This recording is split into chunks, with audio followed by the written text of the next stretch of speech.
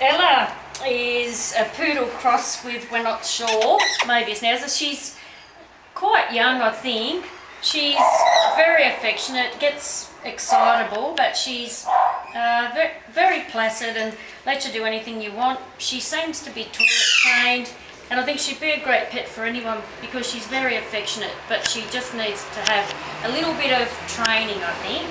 She gets on well with the cats and the dog, doesn't worry about the birds. So that's all.